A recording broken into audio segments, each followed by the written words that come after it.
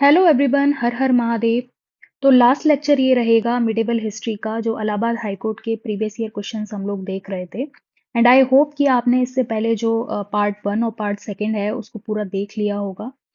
ये जो लेक्चर्स हैं बहुत बहुत इंपॉर्टेंट हैं आने वाले एग्जाम्स के लिए। इवन यूपीपीसीएस के लिए भी आप इन लेक्चर्स को देख सकते हैं, क्योंकि कहीं ना कहीं ये सारे सब्जेक्ट्स वहाँ पे भी आते हैं। तो तैयारी आपकी यूपीपीसीएस की भी चलती रहेगी। तो चलिए देख लेते हैं। पहला क्वेश्चन है, द फेमस मोन्यूमेंट गोल गुम्बज इज इन विच सिटी। ठीक है, तो गोल गुम्बज जो है ये कहाँ पर है? ये बीजापुर है। प्रसिद्ध स्मारक गोल गुम्बज कर्नाटक राज्य के बीजापुर शहर में है। तो ये आपको याद रखना है। बीजापुर जो है ये कर्नाटक में है। इसका नाम है गोल गुम्बज। इसका निर्माण 17वीं शताब्दी में आदिल शाही वंश के शासक मोहम्मद आदिल शाह के मकबरे के रूप में कराया गया था। तो ये नाम बहुत इंपॉर्टेंट है। किसके टाइम पर ये हुआ था? तो आदिल शाही वंश के समय पर इस मकबरे का जो है निर्माण कराया गया था। ठीक है। तो आदिल शाह वंश के जो ये थे शासक मोहम्मद आदिल शाह। गोल गुम्बज भारत का सबसे बड़ा और विश्व का दूसरा सबसे बड़ा गुम्बज है, ये भी आपको याद रखना है। नेक्स्ट है, the Ramappa temple which is declared as world heritage site is located in. तो ये तेलंगाना में है, रामप्पा टेम्पल। रामप्पा मंदिर जिसे वर्ष 2021 में विश्व विरासत स्थल के रूप में शामिल किया गया, यह मंदिर दक्षिण भारत के तेलंगाना राज्य में स्थित है। इस मंदिर का निर्माण 13वीं सदी में काकतीय वंश के शासक गणपति देव के शासनकाल में उनके सेनापति रचेरला रुद्रा ने करवाया था। नेक्स्ट है, which one of the following is mismatched. इनमें से कौन सा मिसमैच्ड है? तो सबसे पहले है बुलंद दरवाजा। तो ये आपको पता ही है, फतेहपुर सीकरी में है बुलंद दरवाजा। और इसको अकबर ने अपनी गुजरात की विक्ट्री के बाद में अपनी जीत को दर्ज कराने के लिए एक याद के रूप में बुलंद दरवाजा इन्होंने बनवाया था। और ये क्वेश्चन कई बार पूछा जा चुका है, जैसे कि इस बार भी आया था। तो यूपीपीसीएस में उसमें स्टेटमेंट दे दिए गए थे और उसमें ये पूछा गया था कि क्या ये अकबर ने अपने बेटे के बर्थ के टाइम पे, जहांगीर के बर्थ के टाइम पे बुलंद दरवाजा बनवाया था। तो उसमें जो दूसरा वाला स्टेटमेंट था वो गलत था। तो ये अकबर ने बनवाया था बुलंद दरवाजा, लेकिन ये इन्होंने एक्चुअल में जब इनकी गुजरात में विक्ट्री हुई थी, ठीक है, ये जीते थे गुजरात में, तब इन्होंने इसको बुलंद दरवाजे का निर्माण जो है ये फतेहपुर सीकरी में करवाया था। ठीक है, तो यहाँ से आपका एक क्वेश्चन ये तैयार हो गया। फिर है बड़ा इमामबाड़ा। तो बड़ा इमामबाड़ा, छोटा इमामबाड़ा, ये सब लखनऊ में है। ये आपको अच्छे से याद रखना है। फिर झांसी का किला तो झांसी में है ही। और काशी विश्वनाथ मंदिर जो है ये वाराणसी में है। तो बड़ा इमामबाड़ा कहाँ पे है? ये लखनऊ में है। ये इसमें गलत दे रखा था। नेक्स्ट है, Tawang monastery build in 1600 is located in. तो तवांग मोनेस्ट्री जो है ये, पहली बात तो ये सबसे बड़ी मोनेस्ट्री है। ये बुद्ध धर्म से रिलेटेड होती है। ये तवांग मोनेस्ट्री, मठ जिसको बोलते हैं, तवांग मठ। तो ये सबसे बड़ी जो है मठ है, ये अरुणाचल प्रदेश में स्थित है। तवांग मठ भारत के अरुणाचल प्रदेश में स्थित एक बौद्ध मठ है। ये भारत का सबसे बड़ा बौद्ध मठ है। यह तवांग नदी की घाटी में स्थित है। ठीक है, तो तवांग जो नदी है ये भी आपको याद रखना है। In which Indian city is Panchmahal located. तो पंचमहल कहाँ पर है? पंचमहल जो है ये फतेहपुर सीकरी में स्थित है। पंचमहल फतेहपुर सीकरी में स्थित है। इसकी स्थापना मुगल बादशाह अकबर द्वारा की गई थी। यह फतेहपुर सीकरी किले की सबसे ऊंची इमारत है। पिरामिड आकार में बने पंचमहल को हवा महल भी कहा जाता है। इसकी पहली मंजिल के खंभों पर शेष मंजिलों का संपूर्ण भार है। फिर है लिटरेचर ड्यूरिंग मुगल पीरियड। तो ये लिटरेचर के बारे में बताना है। Who is the celebrated author of Kavita Bali and Geeta Bali. ठीक है, काफी अच्छा क्वेश्चन है। तो तुलसीदास जी की ये रचना है कविता बाली और गीता बाली, आपको याद रखना है। ठीक है, अगर नहीं याद हो रहा है तो आप ऐसे याद रख लो कि जिसके अंत में बाली आएगा तो वो तुलसीदास जी ने लिखी होगी। ठीक है, कविता बाली और गीता बाली। तुलसीदास हिंदी साहित्य के महान कवि थे। ये अकबर के समकालीन थे। ये भी इंपॉर्टेंट है। कभी कभी क्वेश्चन ऐसे आ जाता है कि कौन किसके समकालीन था। ठीक है, तो तुलसीदास जी किसके समकालीन थे? तो ये मुगल बादशाह अकबर के समकालीन थे तुलसीदास जी।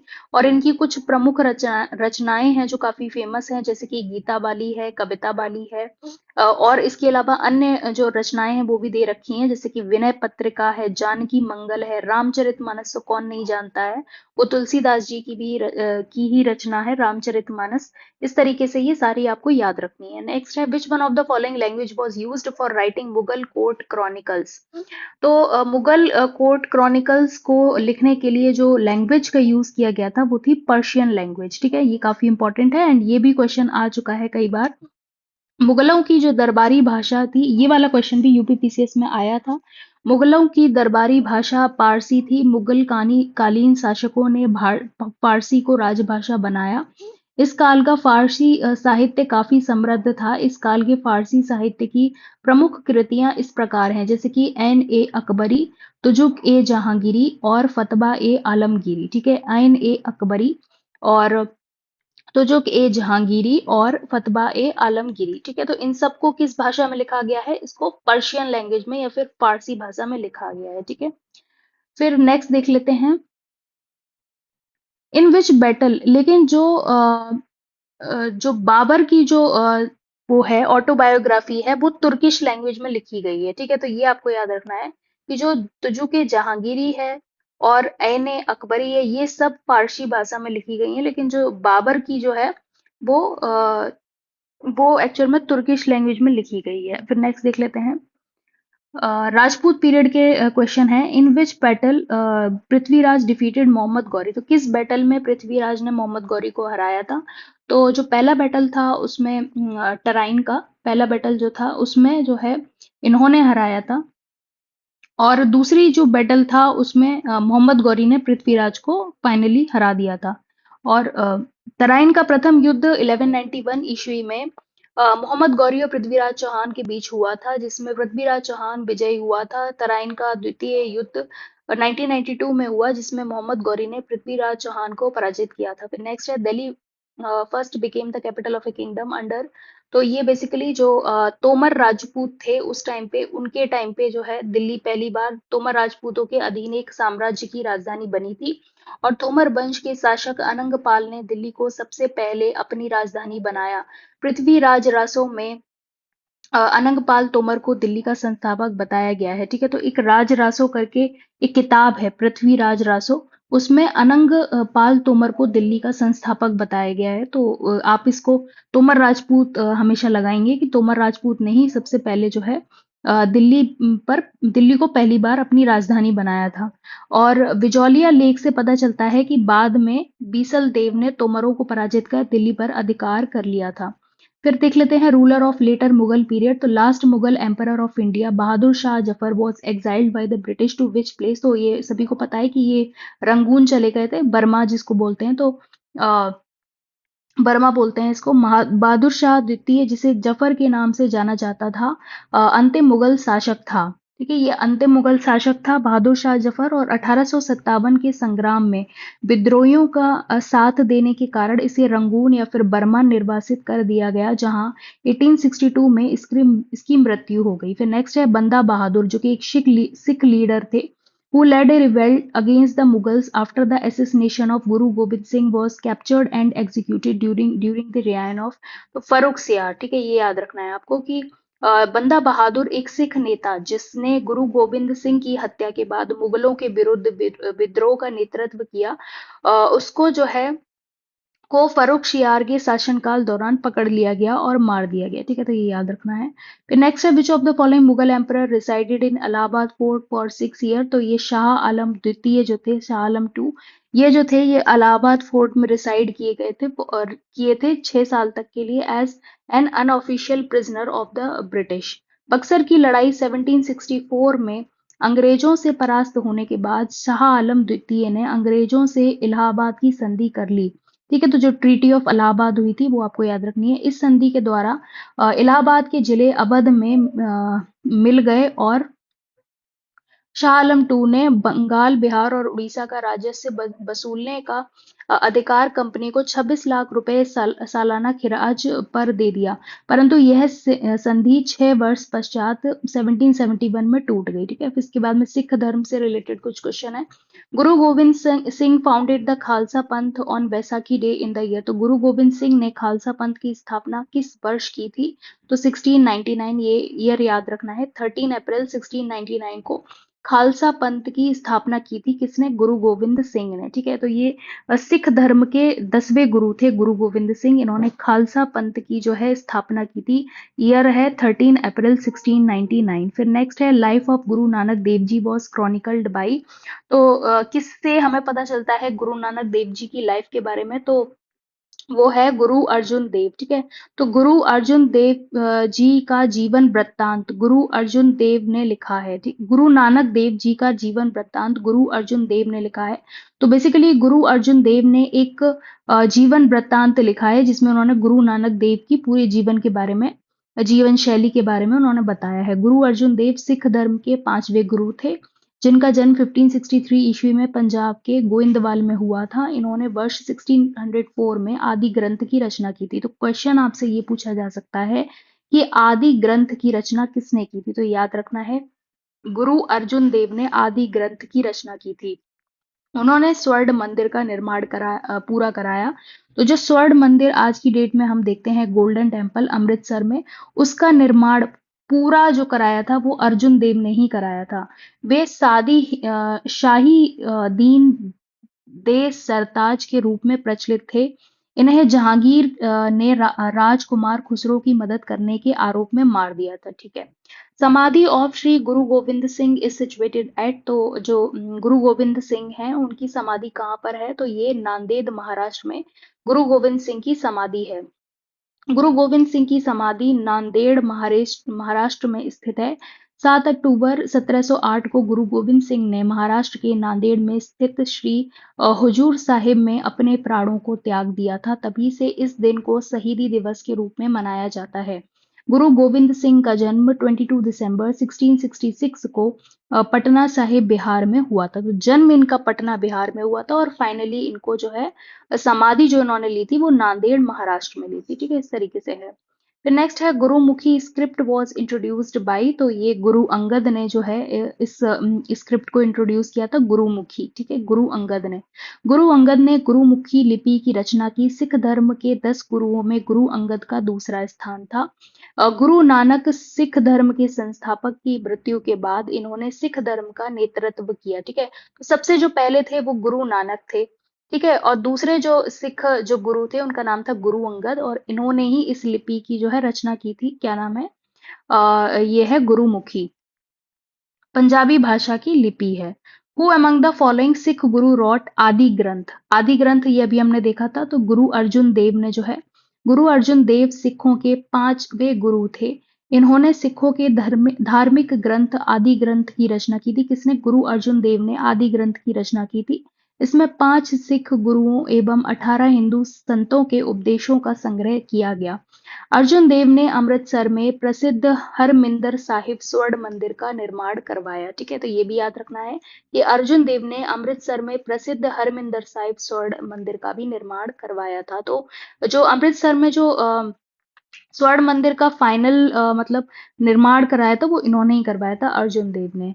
फिर नेक्स्ट है Sikhism was established bye Guru Nanak Dev during whose rain. तो सिकंदर लोदी के टाइम पे ये जो सिखिज्म जो है इन्होंने स्टैब्लिश करा था गुरु नानक देव ने। सिख धर्म की स्थापना गुरु नानक देव ने 15वीं शताब्दी में सिकंदर लोदी के शासन काल में किया। ठीक है, तो ये याद रखना है सिकंदर लोदी के शासनकाल में किया। सिख धर्म का शाब्दिक अर्थ शिष्य होता है। सिख धर्म के 10वें गुरु गोविंद सिंह ने इसे 1699 में अंतिम रूप दिया तथा गुरु ग्रंथ साहिब की स्थापना की।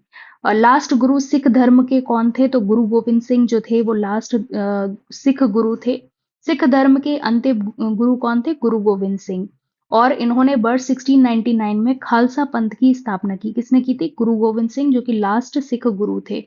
इन्होंने एक नया संस्कार पाहुल शुरू किया था। इन्होंने गुरु ग्रंथ साहिब को सिखों के गुरु के रूप में नामित किया था। फिर नेक्स्ट है, which Sikh guru was the founder of Harmandir Sahib Golden Temple, तो ये तो अभी हमने देखा ही था।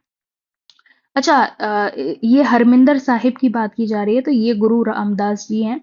सिख धर्म के चौथे गुरु गुरु रामदास थे। ये अकबर के समकालीन थे। अकबर ने इन्हें 500 बीघा भूमि प्रदान की थी, जहां पर इन्होंने अमृतसर नामक नगर बसाया था। इसी नगर में इन्होंने सिखों के सबसे पवित्र गुरुद्वारा हरमिंदर साहिब स्वर्ण मंदिर की नींव रखी थी। ठीक है। परंतु इसका निर्माण इनके पुत्र अर्जुन देव ने करवाया था। मतलब जो पूरा जो कराया था वो पूर्ण इन्होंने ही अर्जुन देव ने करवाया था।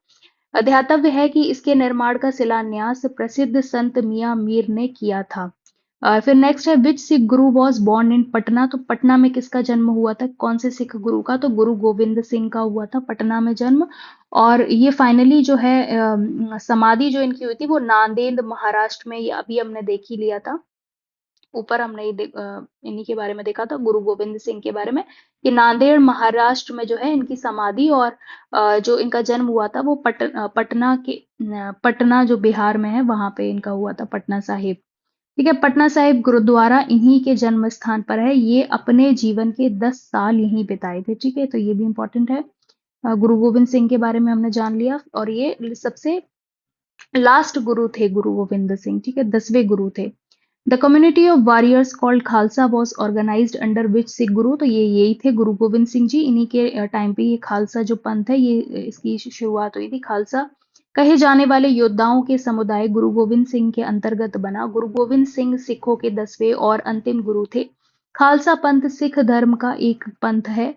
खालसा का अर्थ है शुद्ध। खालसा पंथ की स्थापना सन 1699 ईस्वी में हुई थी। खालसा पंथ का उद्देश्य धर्म और नेकी के लिए हमेशा तत्पर रहना है। गुरु गोविंद सिंह ने इस पंथ के माध्यम से समानता, एकता, राष्ट्रीयता, बलिदान और त्याग का उद्देश्य निर्धारित किया। फिर नेक्स्ट है, हु फाउंडेड दी खालसा पंथ, तो खालसा पंथ को किसने किया था, ये अभी हमने देखा था, गुरु गोविंद सिंह ने किया था। सिखों के 10वें गुरु गुरु गोविंद सिंह ने खालसा पंथ की स्थापना की थी।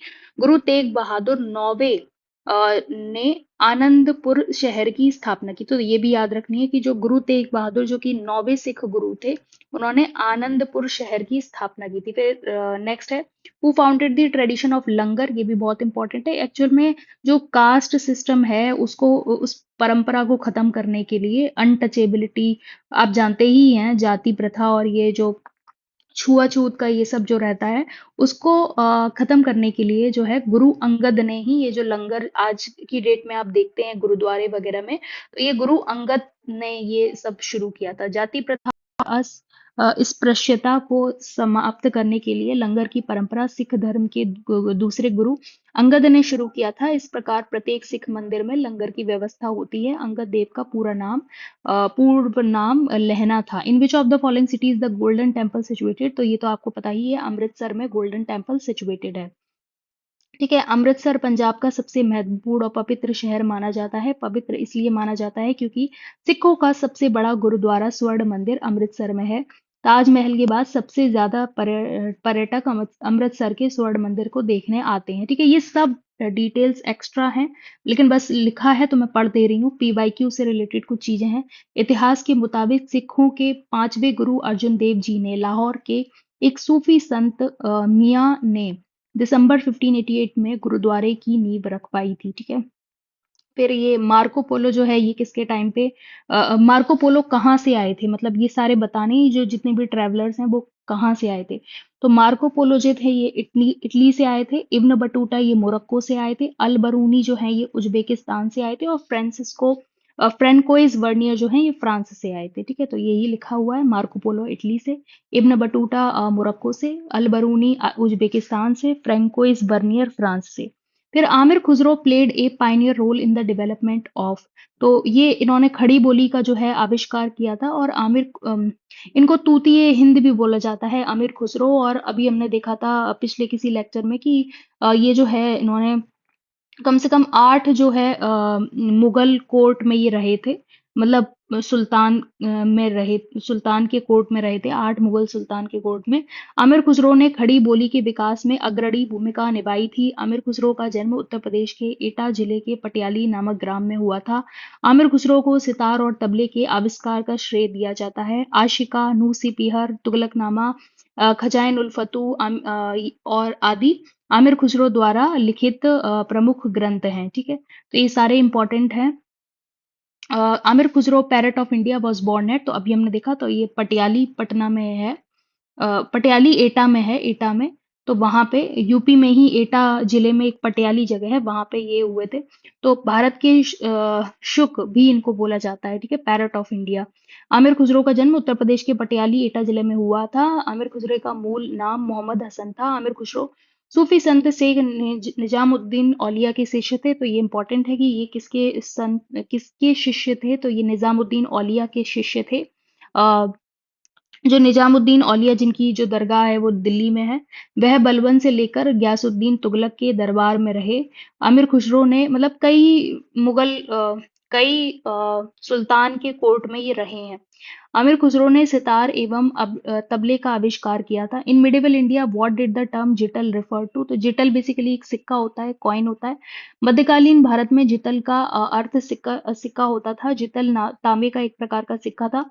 इल्तुतमिश पहला तुर्क सुल्तान था जिसने शुद्ध अरबी सिक्के चलवाए। इसने सल्तनत कालीन 2 महत्वपूर्ण सिक्के, चांदी का टका तथा तांबे का जिटल चलवाया। ठीक है, ये इंपॉर्टेंट है। तो ये क्या है, जिटल एक कॉइन है। फिर Chachnama was originally written in, तो चचनामा जो है वो अरेबिक लैंग्वेज में ये लिखी गई है। चचनामा सिंध के इतिहास से संबंधित एक पुस्तक है जिसमें चच राजवंश तथा अरबों द्वारा सिंध विजय का वर्णन है। यह मूल रूप से अरबी भाषा में लिखी गई पुस्तक है। इस पुस्तक का अरबी से फारसी में अनुवाद अली बिन अबू बकर कुफी द्वारा किया गया। फिर ड्यूरिंग द 15 से 16 century for commercial trade hundi was commonly used. What does hundi refer to? During the 15 से 16 century for commercial trade hundi was commonly used. What does hundi refer to? Bills of exchange. तो हुंडी क्या होता है? Bill of exchange. हुंडी का इस्तेमाल विनिमय पत्र के रूप में होता था। हुंडी का इस्तेमाल एक निजी साख उपकरण के रूप में जब बैंक नहीं थे तब से होता आ रहा है। हुंडी को सरकार या कानून द्वारा विनियमित नहीं किया जाता है। ठीक है, तो बिल्स ऑफ एक्सचेंज को हुंडी कहा जाता है। ठीक है, इसी तरीके से जो है हमने सारे जो क्वेश्चंस थे मिडिवल हिस्ट्री के वो कंप्लीट कर लिए थे। और इसी के साथ में अब जो नेक्स्ट है मैं इन्वायरमेंट कंटिन्यू करूंगी। ठीक है, तो इसी तरीके से आप लोग देखते रहिए, सारे लेक्चर्स को अच्छे से कवर कर लीजिए। और अगर अभी तक नहीं देखे हैं तो वो भी देख लीजिए। मैं ये सारे इलाहाबाद हाई कोर्ट की एक अलग से प्लेलिस्ट जो है उसमें अपडेट करती जा रही हूँ। तो सारे लेक्चर्स को आप देखते रहिए, रिवाइज करते रहिए, और कोई भी सजेशन हो तो उसको कमेंट में ज़रूर बताइए। हाँ, तो लेक्चर अगर अच्छा लगा हो तो लाइक कर देना प्लीज़, और सब्सक्राइब कर देना। चलिए मिलते हैं नेक्स्ट लेक्चर में। Thank you.